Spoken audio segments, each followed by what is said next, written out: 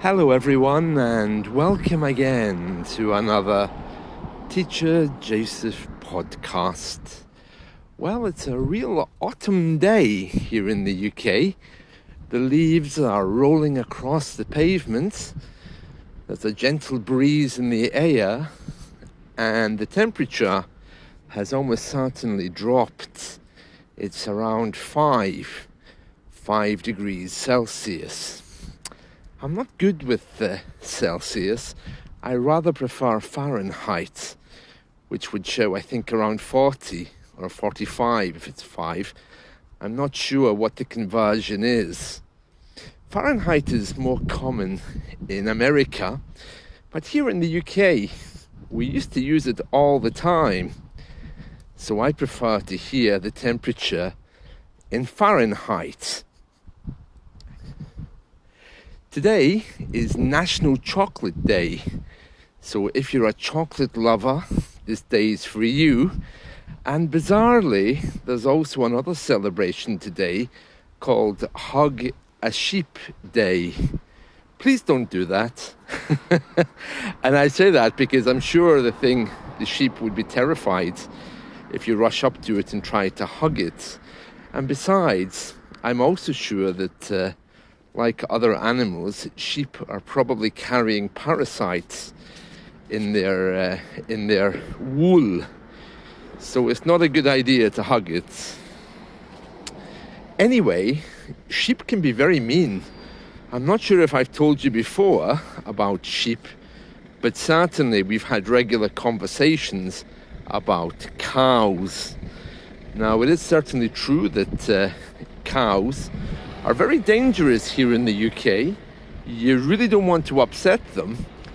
And if you see a field of cows, you should move very slowly and very quickly away before they see you.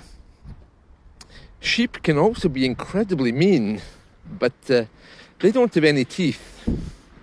And something else you need to know about sheep is that if they fall over, if they're lying on their back, they can't actually get up. They need someone to go and physically turn them over. That's why they sleep on their sides or with their front legs forwards. So if you do see a sheep lying upside down, it's really important that you turn it over, because if it's got its legs, all 4 of them, in the air, then it can't get up and it's likely to be attacked. And wild birds will already know that it can't get up and will come down to try to peck at it, especially if it's unconscious. There we are. So some interesting facts about sheep. What else can I tell you? Yes, getting back to this autumn day, well, today our clocks change. They're adjusted by 1 hour. And there's always a big controversy at this time as to whether we should actually change our clocks or not. Now, as I've told you before, there was 1 year where we didn't change them, and that was a very strange year. It was just odd.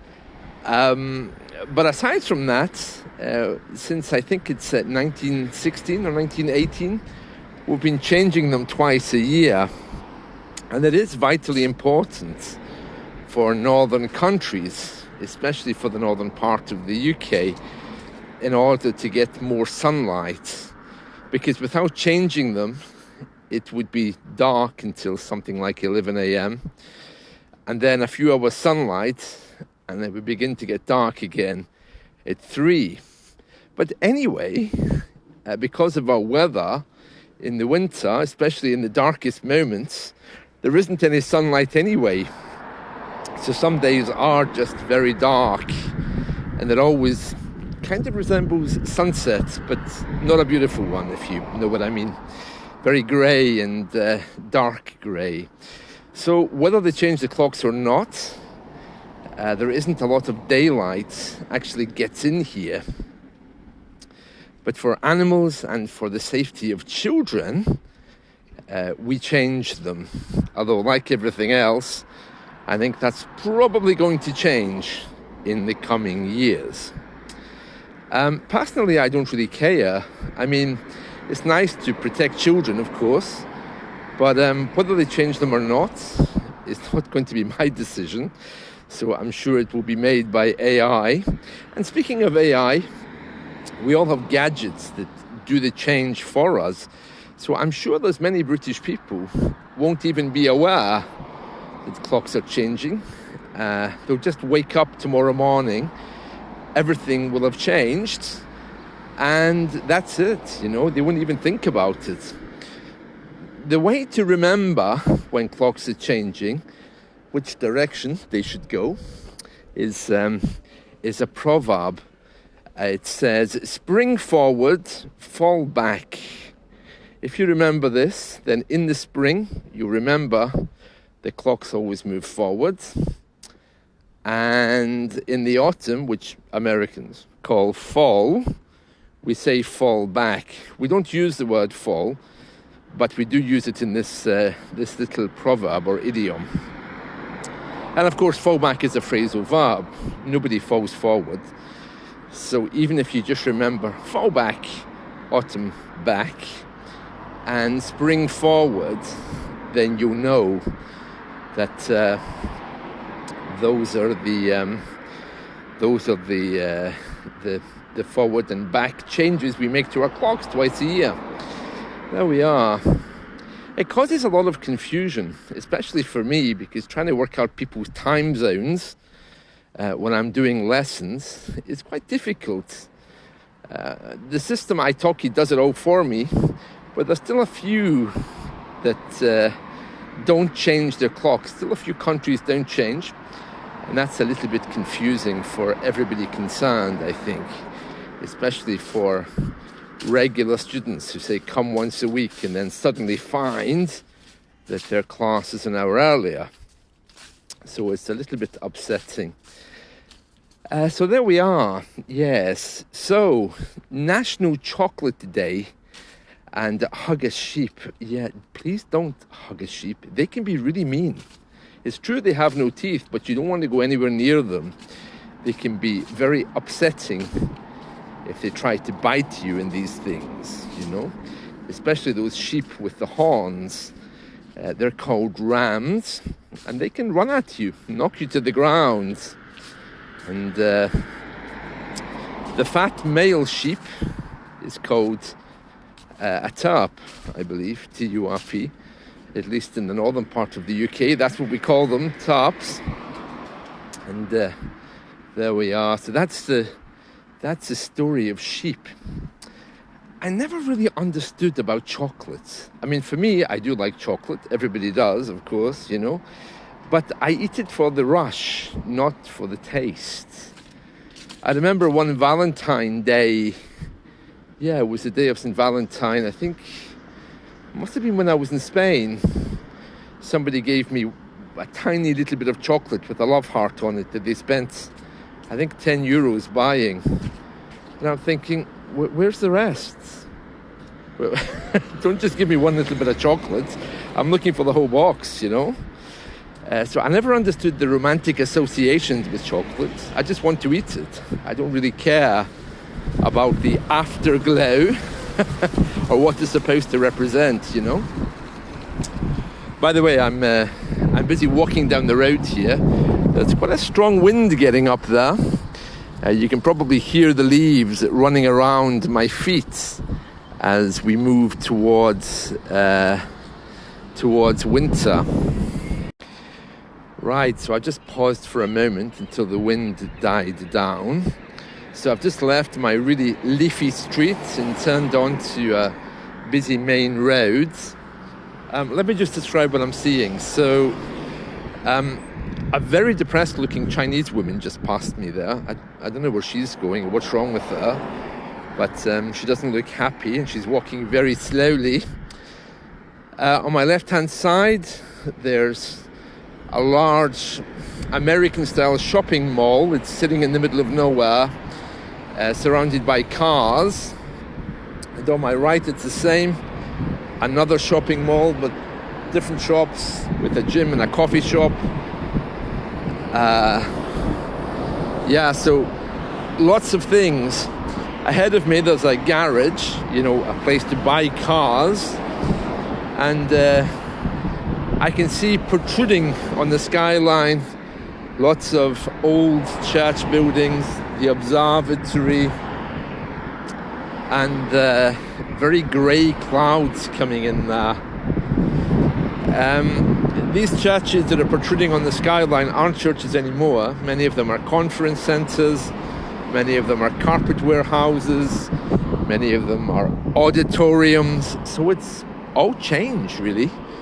The face of this country really is changing fast. Although in the north, all around the top part of Scotland, they do still have what we would call a Bible belt, where they're very, very strict. So not everywhere is like the area that I'm in. Lots of children waiting at the bus stop, no doubt. They're heading off to meet their friends, buy some things, maybe go to the cinema. There's a bus just stopped at the bus stop. Lots of kids are in the bus as well. The sun is shining through the clouds, which gives a feeling that everything is beautiful and there's still hope in this rather, I wouldn't call the day disturbing, but it's certainly very autumnal. One car stands out more than the others because of its colour. Everything here is quite dark, but there's one bright yellow car, really golden colour, just whizzed past me, reminding me that this isn't Miami. I say that because it's surrounded by very dark cars. The most common car colour here, looking at these cars whizzing past, is white, followed by dark silver and grey. So a kind of a yellowish, bright, golden car really stands out. Okay, oh, that's an Indian family. Oh, I know them. That's my neighbours. That's the Kumars. Yeah, they live, I think at number 60 they live. Yeah, nice family. Whenever I pass their house, there's always that delicious smell of curry. They really eat very well. And speaking of eating, I won't be having chocolate, but I will be hoping to have some diabetic equivalent. Do you know, you can buy chocolate for diabetics, but it costs a fortune. Yeah, I want to buy a bar of diabetic chocolate last week, and they wanted £3 for it. I'm thinking, well, I could buy the ingredients to make chocolate probably for less than £1. Okay, so I've just crossed the road at the pedestrian crossing. The people even dress darkly here. It's like they want to suffer or to be unhappy. I don't know why that is. I mean, if you compare it to a country like Canada or even Scandinavia, people aren't afraid to wear bright colours. But here, the only people who wear bright colours are golfers or gardeners. I always say that golf is just an excuse for people over 60 to wear bright colours because nobody else here does. Oh, it's one of these new billboards, an electronic one. You know, billboards, I mentioned this the other day. That's those posters that we put on walls and on large structures to hold them. Well, they've just put up an electronic one, replacing the old paper one here, advertising local farms. It's glowing, you know. It's the kind of thing you'd see in a horror movie, I think. What's this? Oh, delicious. It's our local Japanese restaurant. I love that. They've painted a picture of a geisha, at least I think that's what she is, on the side of their restaurant. Oh, lovely. Their food is delicious. I've only been in there a few times, and I had some sushi. But very nice, very nice. And behind that is one of these churches with a huge steeple. that was protruding up into the sky when I was at the top of the hill. It's quite bizarre. A lot of these really huge style churches, which look very Gothic, they look like basilicas, but they're Protestants, so they wouldn't call them that. A lot of these churches look huge, but when you go into them, they're actually very, very small. You know, a lot of the bits around them are used as offices or accommodation for the priest or minister. But the main part that you see is tiny. It's very deceiving. You know, all of our churches, the older ones, I mean, they were all built on crossroads, and they always built them in the shape of a cross. So although they've got like big bits sticking out the side and at the bottom, they're actually very, very small in the middle, where people would be going to attend the services. Okay, so I'm still on a busy main road. There's evidence that this once was very historical, because I'm on a bridge with a